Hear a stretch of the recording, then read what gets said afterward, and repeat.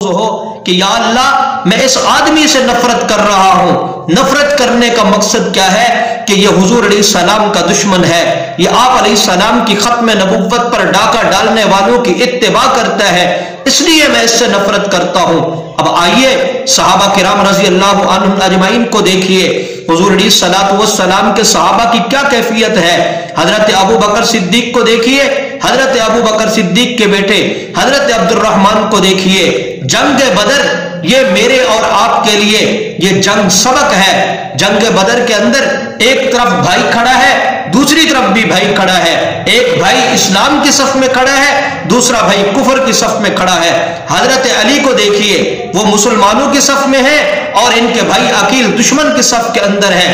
حضرت علی اسلام کی صف میں ہے اور حضرت علی کا بھائی عقیل یہ ابو جہل کی صف میں کھڑا ہوا ہے۔ یہی کیفیت حضرت ابو بکر صدیق رضی اللہ تعالیٰ عنہ کی ہے کہ آپ صلی اللہ علیہ وسلم کے قدموں میں یہ کھڑے ہیں اور ان کا بیٹا عبد الرحمن ابو جہل کے قدموں میں کھڑا ہوا ہے۔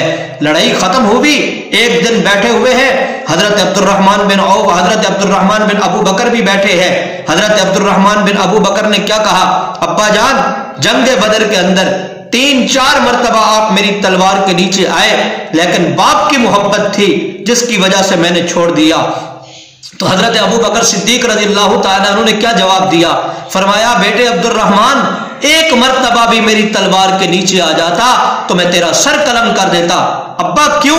فرمایا اس لیے تو میرا بیٹا ہے، لیکن میرا بیٹا تب ہوگا جب نبی سے محبت کرے گا۔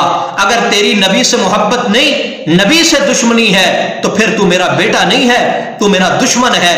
میرے نبی کے سے جس کو محبت ہوگی وہ میرا رشتہ دار ہوگا، جس کو میرے نبی سے محبت نہیں اس کا میرے ساتھ کوئی تعلق نہیں ہے۔ حضرت ابو عبیدہ بن جراح رضی اللہ تعالیٰ عنہ کے بارے میں آتا ہے، جنگ بدر کے اندر اپنے بیٹے کو باپ کو واصل جہنم کیا۔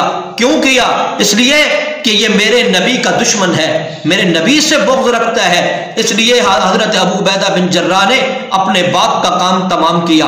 عمر فاروق رضی اللہ تعالیٰ عنہ کے بارے میں نہیں آتا، جنگ بدر کے قیدی جب لائے گئے تو آپ صلی اللہ علیہ وسلم نے مشورہ کیا کیا جائے؟ تو حضرت عمر فاروق رضی اللہ تعالیٰ عنہ کا کیا مشورہ تھا؟